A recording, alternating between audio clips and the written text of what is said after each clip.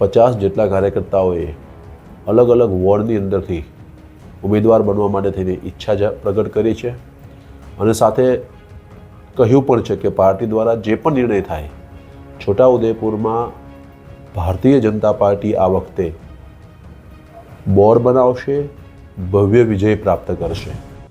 છોટાઉદેપુર નગરપાલિકા ચૂંટણીને લઈને ભાજપ દ્વારા સેન્સ પ્રક્રિયા હાથ ધરાઈ હતી। 50 જેટલા કાર્યકર્તાઓએ અલગ અલગ વોર્ડમાંથી ચૂંટણી લડવા માટે ઉમેદવારી નોંધાવી હતી। છોટાઉદેપુર નગરપાલિકાના 7 વોર્ડના 28 સભ્યો માટે આગામી ફેબ્રુઆરીમાં ચૂંટણી યોજાશે, જેને લઈને તમામ રાજકીય પાર્ટીઓ દ્વારા કમર કસવામાં આવી છે। ત્યારે આ સ્ટોરી તમારી માટે લઈને આવ્યા છે અમારા રિપોર્ટર રેહાન પટેલ। વિગતે જાણીશું આ વિડીયોમાં। નમસ્કાર, વાઇબ્સ ઓફ ઇન્ડિયા સાથે હું યશસ્વી। છોટાઉદેપુરમાં આવનાર નગરપાલિકાની ચૂંટણીને લઈને ભાજપ તરફથી ચૂંટણી લડવા માટે ઉમેદવારોની ભાજપની સેન્સ પ્રક્રિયા હાથ ધરવામાં આવી હતી, જ્યાં નિરીક્ષકોમાં ભરતભાઈ ડાંગર, જિલ્લા પ્રભારી પંચમહાલ, અસ્મિતાબેન શિરોયા, પ્રદેશ સંયોજક, અભિષેકભાઈ મેળા, મહામંત્રી પ્રદેશ એસટી મોરચાની હાજરીમાં સેન્સ પ્રક્રિયા હાથ ધરાઈ હતી, જેમાં છોટાઉદેપુર નગરના અલગ અલગ વોર્ડમાંથી ભારતીય જનતા પાર્ટીના 50 જેટલા કાર્યકર્તાઓએ ચૂંટણીને લડવા માટે પોતાની ઉમેદવારી નોંધાવી હતી। ત્યારે આ વિષય પર પંચમહાલ જિલ્લા પ્રભારી અને નિરીક્ષક ભરત ડાંગર અને એપીએમસીના ચેરમેન નગરપાલિકા ચૂંટણી પ્રભારી મુકેશભાઈ પટેલે શું કહ્યું તે સાંભળીએ।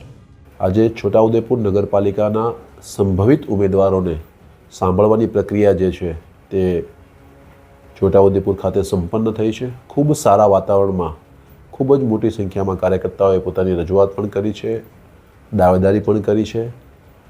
50 જેટલા કાર્યકર્તાઓએ અલગ અલગ વોર્ડની અંદરથી ઉમેદવાર બનવા માટે થઈને ઈચ્છા પ્રગટ કરી છે અને સાથે કહ્યું પણ છે કે પાર્ટી દ્વારા જે પણ નિર્ણય થાય, છોટાઉદેપુરમાં ભારતીય જનતા પાર્ટી આ વખતે બોર્ડ બનાવશે, ભવ્ય વિજય પ્રાપ્ત કરશે અને આ ઉત્સાહ, કાર્યકર્તાનો ઉત્સાહ અને ટિકિટ માંગણી કરનાર લોકોની સંખ્યા દર્શાવે છે કે આ વખતે છોટાઉદેપુરમાં ભારતીય જનતા પાર્ટીની ભવ્ય જીત થશે।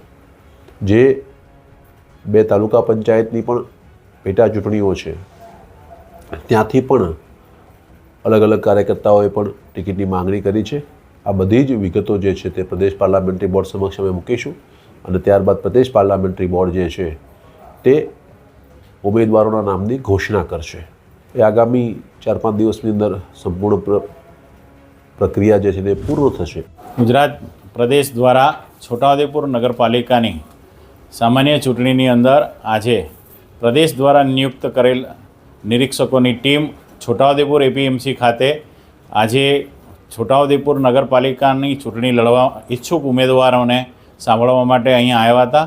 અંદાજિત 50 જેટલા કાર્યકર્તાઓએ ટિકિટ માગી અને એમને સાંભળ્યા છે। ખૂબ સારા વાતાવરણની અંદર આજે નિરીક્ષકોએ એમને સાંભળ્યા છે અને આવનાર દિવસોની અંદર ભારતીય જનતા પાર્ટીનું બોર્ડ બેસે એવી બધાએ લાગણી પ્રદર્શિત કરી છે અને આવનારા દિવસોની અંદર પાર્ટીનું બોર્ડ બેસે એ દિશામાં અમે સૌ સાથે મળીને પ્રયત્ન કરવાના છે।